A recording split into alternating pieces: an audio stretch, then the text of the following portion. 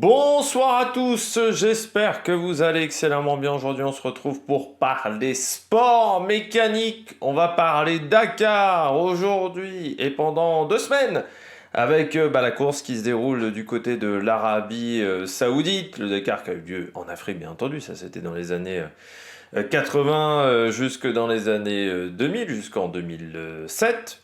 L'édition 2008 n'ayant pas eu lieu. Et puis à partir de 2009. On a été pendant une dizaine d'années en Amérique du Sud avant d'aller en Arabie Saoudite.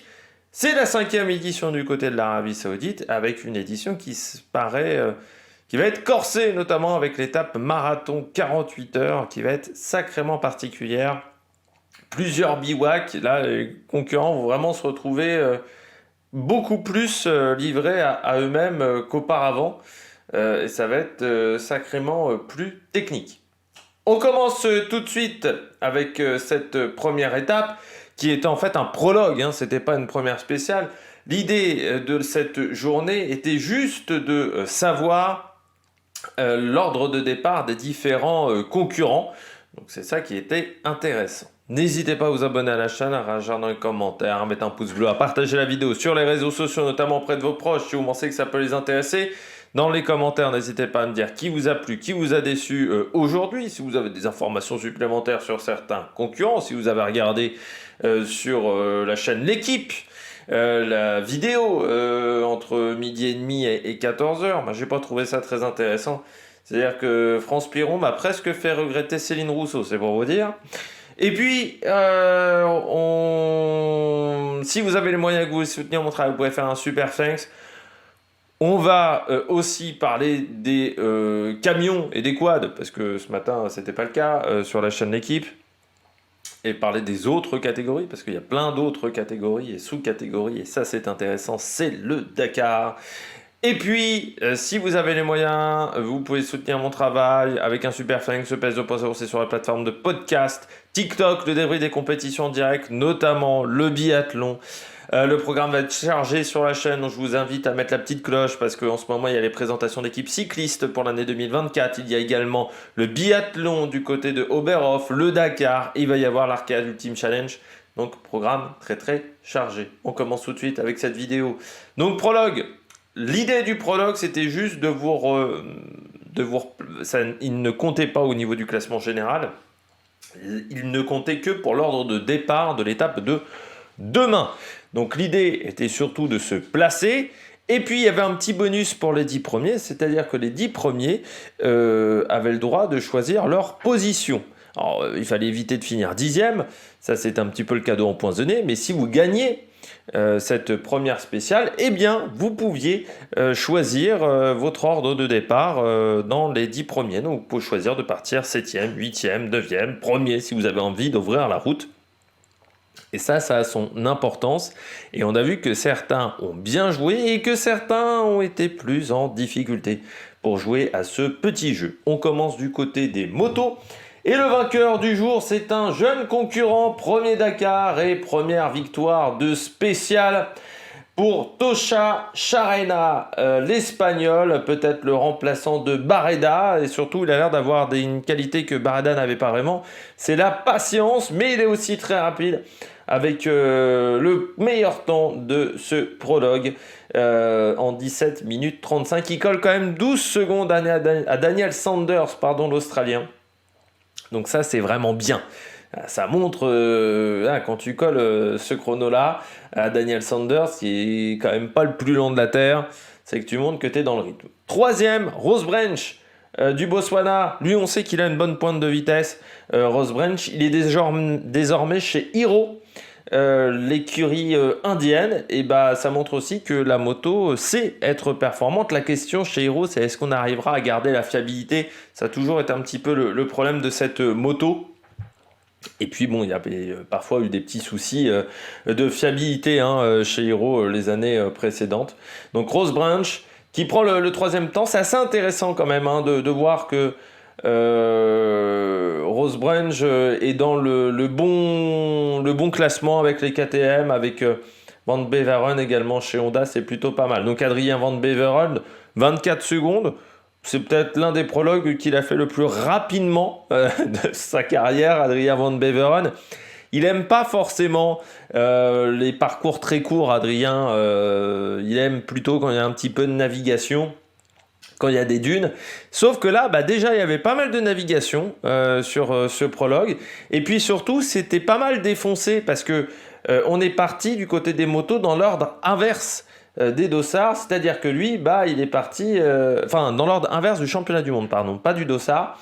Et donc, il est parti dans les derniers. Et donc, le terrain était pas mal défoncé. Il disait que ça lui rappelait l'enduropale du Touquet. En interview sur la chaîne L'équipe, eh bien ça s'est plutôt bien passé pour lui. Bon, derrière on a Luciano Benavides sur une Husqvarna. Je rappelle que Husqvarna c'est une KTM comme les Gaz. C'est juste que voilà, grosso modo ça met en avant les autres marques du groupe KTM. Sam Sunderland, 6ème, toujours aussi rapide, le britannique, avec donc une Gaz. Et puis Pablo Quintanilla sur Honda, qui est 7ème, devant Toby Price, toujours présent Toby Price, mais qui demain sera dans ceux qui devront ouvrir la piste. Et ça, c'est pas l'idéal. Et puis Kevin Benavides, 9ème, devant Mason Klein, qui est le grand perdant du côté des motards, parce que Mason Klein, il va ouvrir la route demain.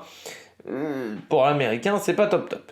Celui qui fait la bonne opération du jour, c'est Martin Michek, parce qu'après la 10e place, on part dans l'ordre de son classement à la fin du prologue, c'est-à-dire que Michek va partir 11e, ce qui est plutôt pas trop mal.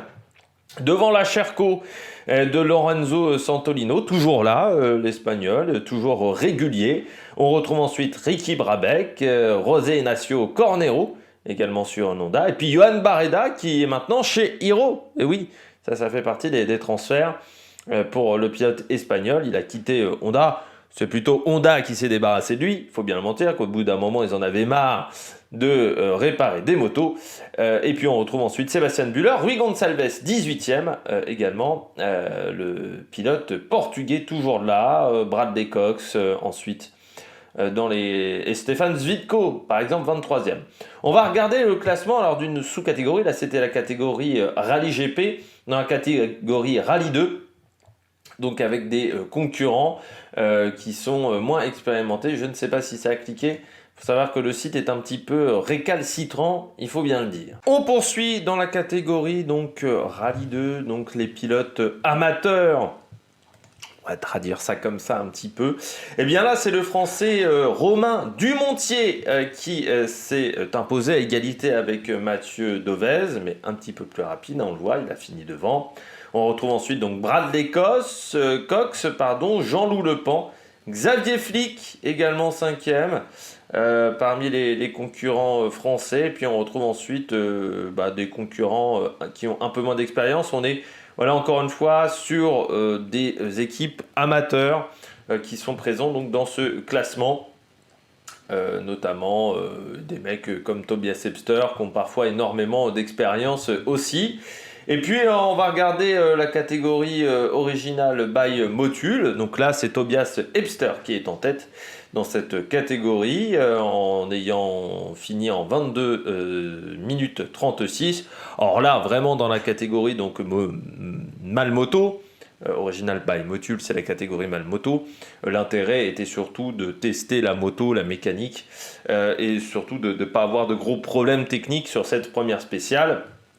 Il s'est imposé donc devant le Roumain Emmanuel Renes, David Pabisca. Parmi les Français, on retrouve Benjamin Mello de retour.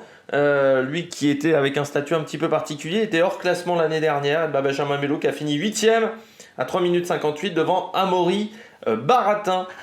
Deuxième français donc dans cette catégorie Malmoto qui eux ils vont en chier pendant 2 semaines de course. Ils vont pas dormir énormément dans cette catégorie, on le dit toujours, mais la Malmoto c'est le Dakar un petit peu à l'ancienne, c'est-à-dire que vous avez une malle avec tout votre équipement et puis après vous devez vous débrouiller avec ça et c'est vraiment une catégorie très difficile. En quad, eh bien victoire d'un Argentin, Francisco Moreno Flores, qui s'est imposé devant Manuel Andouillard et Alexandre Giroux, le Français vainqueur l'année dernière avec son Yamaha.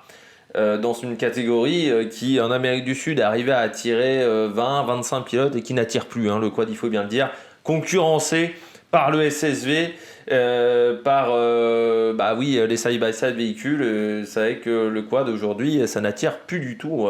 Regardez, au départ, ils ne sont que 10 seulement, dont 3 dans la catégorie mal moto. Sinon, bah oui, ils sont que 7, ça n'attire vraiment plus du tout. Cette catégorie, il faudra peut-être envisager peut-être aussi de les mettre un peu plus en avant. C'est vrai qu'aujourd'hui sur la chaîne équipe, on n'a pas parlé des quads, on n'a pas parlé des camions, on n'a pas parlé des SSV, on n'a pas parlé non plus des classiques. Je m'attendais à une meilleure exposition de la part de la chaîne équipe avec 2 heures de direct par jour et alors on verra, j'essaie de voir le replay demain du résumé de l'étape du jour. C'est vrai que pour le moment, je n'ai pas trouvé l'émission incroyable, surtout que bon, France Pierron, elle a bien avoué qu'elle ne connaissait absolument rien de Dakar. Et ça se voit de toute manière. Moi, je m'attendais à voir des images du direct. Aujourd'hui, c'est des images d'hélicoptères sur l'arrivée, comme faisait un petit peu France Télévisions. Eh bien, pas du tout. Là, il n'y avait que dalle aujourd'hui. Alors, peut-être parce que c'était la première et qu'ils ont été un petit peu chamboulés par le biathlon, mais j'espère que sinon, ça va être beaucoup mieux. On passe à la catégorie auto. Pardon, du côté des autos. Ah oui, alors par contre, du côté des motos, il y a déjà eu quelques chutes dans cette catégorie avec des concurrents qui se sont retrouvés un petit peu en difficulté, qui n'ont pas réussi forcément à trouver leur chemin. Notamment Skyler Hawes qui se retrouve 42e. Vous allez me dire, mais pourquoi Skyler Hawes est 42e, lui qui était très bon chez Husqvarna l'année dernière? Eh bien, tout simplement parce que il s'est un peu paumé.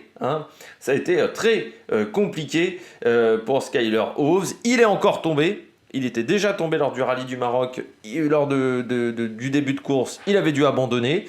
Ça a encore été compliqué. Il a changé de crèmerie. Il est désormais chez Honda, mais ça a l'air d'être compliqué chez Honda pour lui. Et ça permet de voir qu'un autre Français, Charlie Hebst, 45e, c'est un pote à Benjamin Mello. On le voyait pas mal sur les vidéos l'année dernière de Benjamin Mello. Je ne sais pas s'il va refaire des vidéos sur le Dakar, Benjamin Mello, mais c'était des vidéos qui étaient très intéressantes pour voir le quotidien d'un mec en mal moto et les difficultés. Et Charlie Hebst faisait également des vidéos qui étaient très intéressantes si vous voulez vous intéresser au Dakar, pour voir les difficultés de participer au Dakar. Pas toujours la vie super, parfois il y a des grosses galères. On passe aux autos. Du côté des autos, là aussi, même principe. Soit il fallait finir dans les 3-4 premiers de l'étape pour pouvoir choisir un bon ordre de départ, soit il fallait finir en dehors de la 10e place, finir 11e, 12e, parce que comme ça, tu étais sûr de ne pas ouvrir la route, même si tu allais peut-être avoir un petit peu de poussière demain, c'était l'idéal. Celui qui s'en est bien sorti, c'est la voiture du team Audi, c'est Matthias Ekström, qui est le pilote le plus rapide des 3 pilotes Audi. Il est plus rapide que Stefan Peter Hansel, que Carlos Sainz. Il vient du DTM, on rappelle Matthias Ekström, il a même fait de la monoplace à une époque. Le Suédois, il a fait pas mal du tourisme aussi, c'est un pur produit Audi, Matthias Ekström. C'est-à-dire dès qu'Audi se lance dans quelque chose, il y a Matthias Ekström. Et donc, lui qui est présent sur le Dakar maintenant depuis de nombreuses années, a fait vraiment une belle spéciale, 16 minutes 30. Coller 38 secondes à Sébastien Loeb, c'est quand même pas mal, sur une spéciale de ce type-là, très rapide. Donc c'est vraiment une très très belle performance. Il s'impose devant un autre genou, Tess Quintero, l'américain qui avant était en SSV, tout simplement Quintero, qui a été repris par Toyota, qui a perdu Nasser Al-Attiyah. Ils essayent de reformer des jeunes coureurs. Et donc avec la voiture du Toyota Gazoo Racing, ça s'est plutôt bien passé pour le jeune américain qui finit 2e à 23 secondes devant Sébastien Loeb et Fabien Lurquin sur la voiture du team du ProDrive, le Bahrain Red Extreme, c'est le team ProDrive, donc ça sera le futur team Dacia. Dacia, ça sera en fait des Hunters qui seront juste remaquillés pour avoir le look de Dacia. Donc c'est bien pour Sébastien Loeb, pas trop de soucis dans cette première étape. Elle nous disait, ils ont attaqué, ils ont décidé d'attaquer fort, ils n'ont pas décidé d'attendre. Et troisième, c'est plutôt l'idéal parce que comme ça, il va pouvoir partir avec un ordre de départ plutôt très intéressant. On retrouve ensuite deux frères brésiliens, Marcos Baumgart et Christian Baumgart, qui sont également sur des ProDrive, des Hunters, mais pas des Hunters officiels. Donc eux, ils finissent 4e et 5e. Et puis on retrouve 6e, un ancien, un vieux de la vieille, qui a connu notamment les Dakar en Amérique du Sud et qui avait été bon en Amérique du Sud, mais qui ne connaît absolument pas l'Arabie Saoudite. C'est Krzysztof Olecic, le Polonais, de nouveau sur une Mini du team X-Red, donc pas sur les Audi, une Mini classique. Et il finit donc à 44 secondes, donc c'est plutôt pas mal. Et puis on retrouve 7e, Stéphane Peter-Hansel. Pas top, Stéphane Peter-Hansel, il n'était pas content de sa journée. Le pilote Audi, il a dit grosso modo, ils étaient partis pour attaquer à mort, pour tenter de finir dans les 3-4 premiers, donc ils étaient plutôt bien. Il le disait, Stéphane Peter-Hansel. Et puis en fait, à 3-4 km de l'arrivée, ils ont raté un embranchement. Ils sont partis pendant 300-400 mètres sur la mauvaise route. Le temps de revenir et de reprendre le beau chemin, il a perdu une vingtaine de secondes. Donc à ce moment-là, il pensait qu'il n'était plus dans le coup pour jouer les 3-4 premières places. Donc il s'est dit, je vais me mettre un moment à m'arrêter pendant 30-40 secondes à la fin de la spéciale, juste avant l'arrivée, pour perdre du temps volontairement et partir 11e ou 12e. Sauf que pas de peau pour lui, il n'a pas perdu assez de temps, il a fini 7e de l'étape, donc c'est-à-dire que demain, il risque d'ouvrir la route, surtout que derrière lui, c'est pas forcément les pilotes le plus rapides et surtout, c'est pas les meilleurs navigateurs, parce que derrière, on retrouve la belle performance de Lionel Beau et Lucie Beau, père et fille, qui sont 8e sur un Toyota de chez Overdrive. On retrouve ensuite Martin Prokop avec Victor Chikra, qui est sur un Ford, mais qui n'est pas le Ford de M-Sport, c'est pas le Ford de Nani Roma, c'est un autre Ford, c'est un autre proto-Ford. Et puis 10e, donc le premier Century en buggy 2 roues motrices avec Baragwana et Leonard Kremer. Les Sud-Africains, le fameux buggy sud-africain Century, qui est également utilisé par Mathieu Serradori. On continue ensuite le classement avec ceux qui ont fait plutôt la bonne opération du jour en se retrouvant à ne pas ouvrir la route demain. C'est le cas de Gerlin Chichrit. Sur Toyota désormais, il est plus chez ProDrive. Ça s'est bien passé. Nasser Al-Attiyah, Mathieu Baumel. Alors, Mathieu Baumel était plutôt content de l'étape, parce que c'était plutôt ce qu'ils avaient envie de faire, c'est-à-dire être 11-12. Demain, il semblerait, selon Cyril Després, que l'étape soit assez cassante. Donc partir loin serait peut-être pas l'idéal. Bon, après, Nasser, il connaît pas encore le ProDrive Hunter, donc il doit s'acclimater à ce nouvel univers. Lui qui a roulé pendant des années chez Toyota, c'est vrai que là, c'est un tout autre univers sur ce véhicule. C'est pas le même moteur, c'est pas les mêmes plages d'utilisation, donc c'est un petit peu différent. On retrouve ensuite un Lituanien, Vanagas, qui est également chez Toyota. Lucas Moraes, également chez Toyota, qui est 15e. Nani Roma, donc sur ce nouveau Proto Ford M-Sport, avec l'arrivée d'M-Sport, après ProDrive, les équipes de rallye continuent, M-Sport. Nani Roma, expérience, vainqueur notamment du Dakar, en moto et en auto, qui finit 16e. Mathieu Serradori, donc 17e avec son buggy Century. Devant Romain Dumas, encore avec Toyota. Et puis Ronan Chabot, toujours là, à 19e. Simon Witz, 21e, le protégé un petit peu de Christian Lavieille, qui lui finit 28e sur cette étape, juste devant Isidere Esteve Puyol, lui aussi sur un Toyota. Et Pascal Thomas, par exemple, 32e également sur un buggy MD Motorsport. Yazid El Araji, lui, s'est planté aujourd'hui, seulement 41e. Alors, je ne sais pas ce qui s'est passé pour le Saoudien, qui est pourtant très rapide. Le Saoudien, on sait qu'il a une énorme pointe de vitesse. Ça a été un petit peu compliqué, comme Laia Sanz, la concurrente espagnole, qui roule notamment avec Sébastien Loeb je ne sais plus comment ça s'appelle ce championnat là, de véhicules électriques, qui finit 42e. Et puis Gignal de Villiers, 44e, mais là c'est un petit peu moins une surprise pour le facteur sud-africain qui a fini 44e, l'homme qui aime rouler sur des concurrents motards, on l'avait vu ces dernières années. Tim Coronel, les frères Coronel, qui sont maintenant ensemble dans la même voiture, qui finissent 55e. Et puis la mauvaise nouvelle, Eh bien, c'est pour Carlos Sainz qui a fini loin aujourd'hui. Carlos Sainz, je l'ai même perdu. Il a perdu pas mal de temps. Voilà, Carlos Sainz, seulement 34e. On espère qu'il n'y a pas déjà un problème mécanique chez Audi, parce que ça serait la mauvaise nouvelle.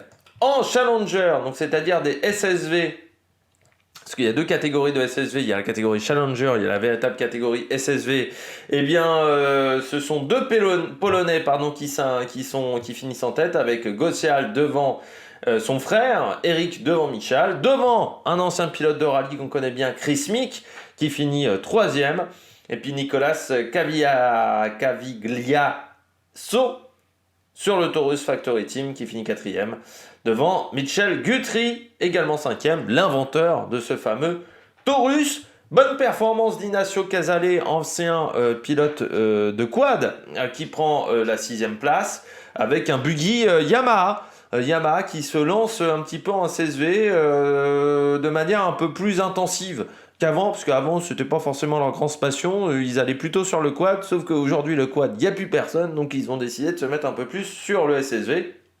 Et puis on retrouve David Zillet, Cristina Gutiérrez, ancienne pilote moto, qui est également là, et puis Rokas Bachuska, également 9e. J'ai dit une bêtise tout à l'heure avec les Malmoto en quad, c'est pas des Malmoto, c'est les rookies. J'ai dit une bêtise tout à l'heure, je m'excuse.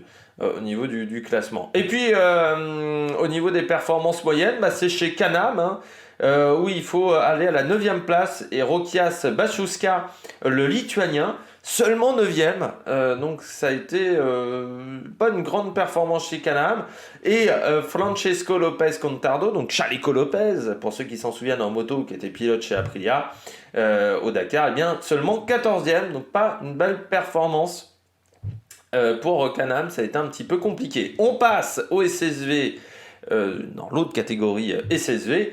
Et là, c'est une belle performance pour Xavier de Soultré, qui est passé de la moto au SSV, qui est maintenant pilote Sébastien Loeb Racing.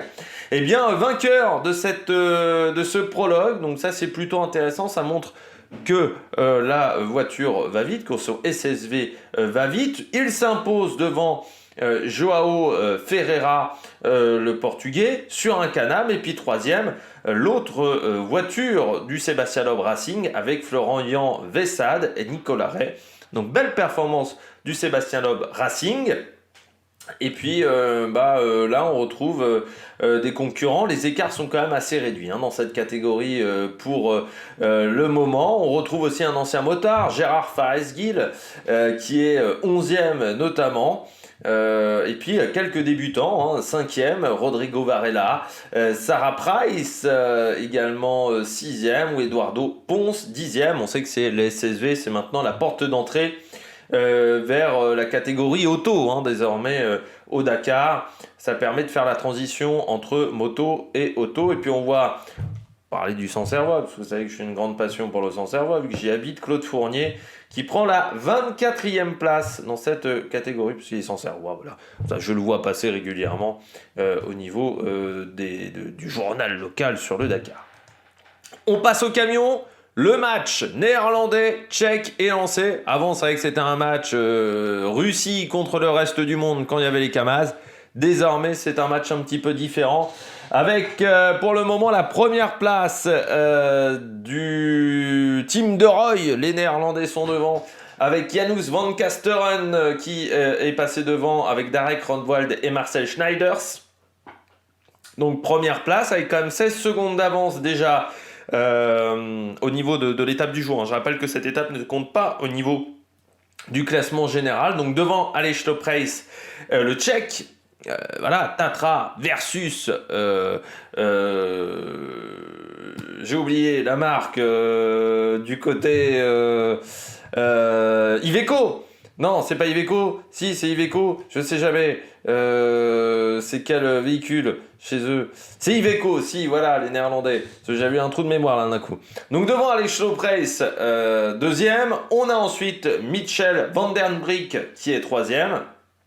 Et puis, encore une fois, deux Tatras avec Valter et Pascal Debar, avant de voir Martin Mačík, le Tchèque. Là aussi, on est sur des concurrents qui ont des dizaines de Dakar à leur actif. Et puis, Michel Beck, Paskevicius. Et on retrouve Martin van den Brik, également 10e. Lui aussi, concurrent d'expérience, Martin van den Broek. Lui, il est sur un Iveco. Alors, certains ont des cabines...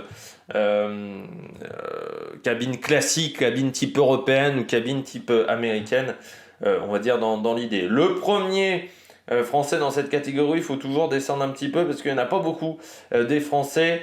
Si je ne me trompe pas, c'est la 28e place de Guillaume Manelf avec Jean-François Cazeres et Nicolas Falloux, qui sont 28e pour cette première étape. Et puis en catégorie... classique pour le moment, ce sont des Espagnols, Juan Morera et Lidia Rubia, qui ont marqué 3 points. Alors je rappelle que la catégorie classique, on est sur un rallye de régularité, c'est-à-dire qu'il faut respecter une moyenne que vous donnez à l'organisateur. Donc vous décidez de faire le parcours à 60 km/h, donc il faut tenir ces 60 km/h de moyenne pendant toute la spéciale. Et plus vous vous écartez, plus vous marquez des points, et celui qui a marqué le moins de points gagne le Dakar. Donc pour le moment, c'est un Espagnol, Juan Morera, qui est en tête devant Frédéric Lar et Vincent Vicente González. Voilà, du côté de ce classement. Demain, la spéciale, ça sera entre Alula et Al Racuna. On sera sur une spéciale de 541 km, dont 400 de spéciale chronométrée. Une spéciale qui sera assez compliquée, où il se pourrait que ça soit assez cassant et surtout qu'il y ait une seule trajectoire possible, donc les dépassements pourraient être compliqués et surtout dangereux. Donc demain, il pourrait déjà y avoir de la casse sur ce Dakar, mais on verra ça demain soir. N'hésitez pas à vous abonner à la chaîne, à réagir dans les commentaires, à mettre un pouce bleu. Et puis nous, on se retrouve pour de nouvelles aventures sur la Méric Production. Ciao, ciao!